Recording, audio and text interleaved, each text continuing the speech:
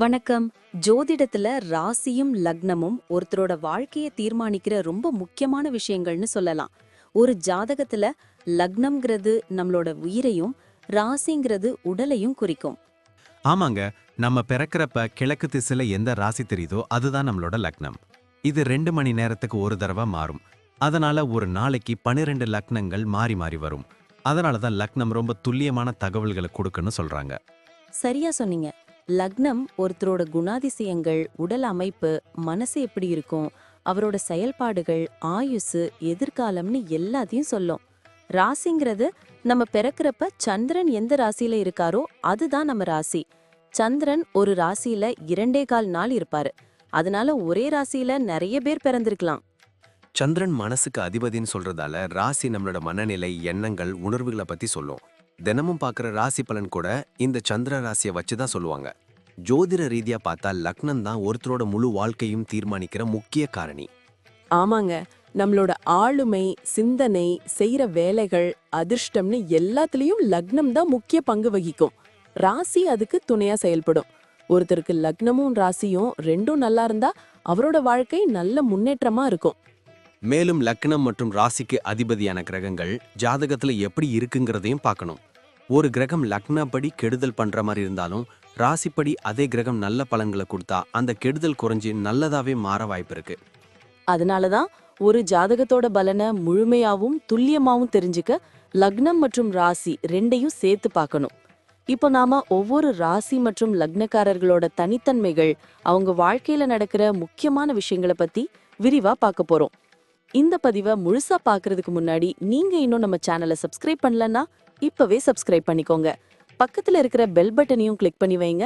அப்போதான் நம்ம போடுற ஒவ்வொரு புது பதிவும் உங்களுக்கு உடனே தெரியும். சரி வாங்க, இனி வீடியோக்குள்ள போகலாம்.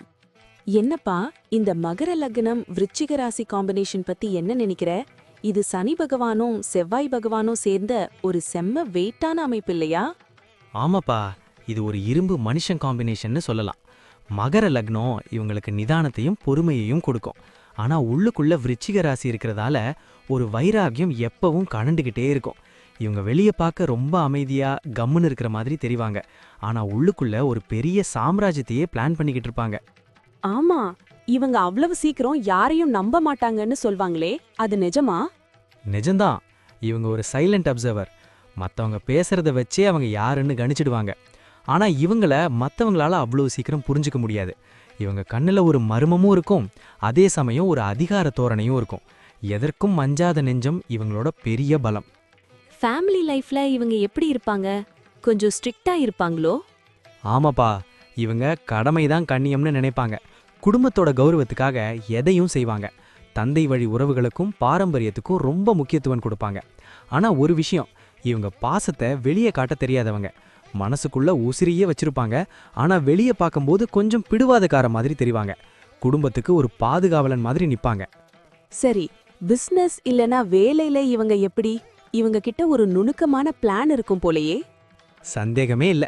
சனி ஆதிக்கம் இருக்கிறதால நிலம், இரும்பு, கன்ஸ்ட்ரக்ஷன் இல்லனா மெஷினரி சம்பந்தப்பட்ட பிசினஸ்ல இவங்க டாப்ல இருப்பாங்க. இவங்க அடுத்த அடியை யாருமே யூகிக்க முடியாது.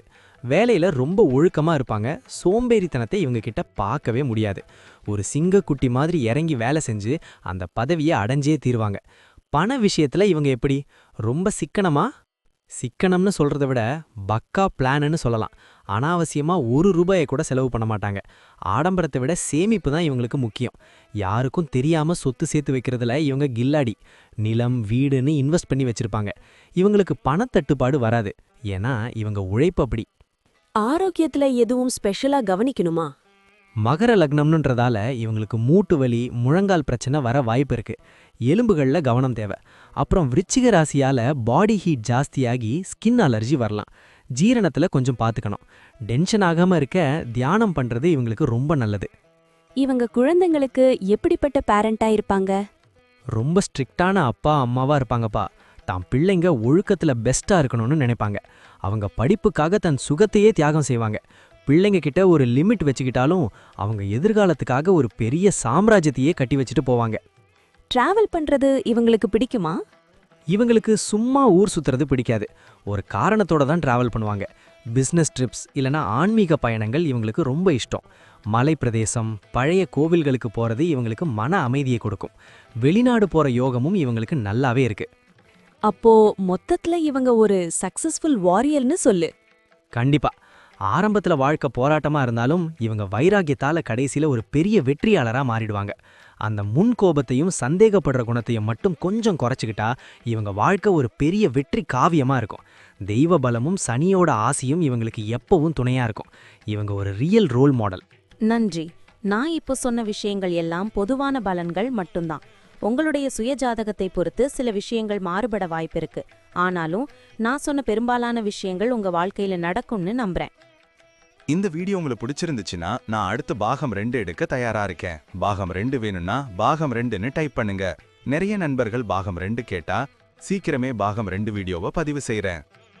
இந்த வீடியோ உங்களுக்கு பிடிச்சிருந்தா லைக் பண்ணுங்க, ஷேர் பண்ணுங்க, நம்ம சேனலை சப்ஸ்கிரைப் பண்ணுங்க, பக்கத்துல இருக்கிற ஆல் பட்டனை கிளிக் பண்ணி வச்சுக்கோங்க.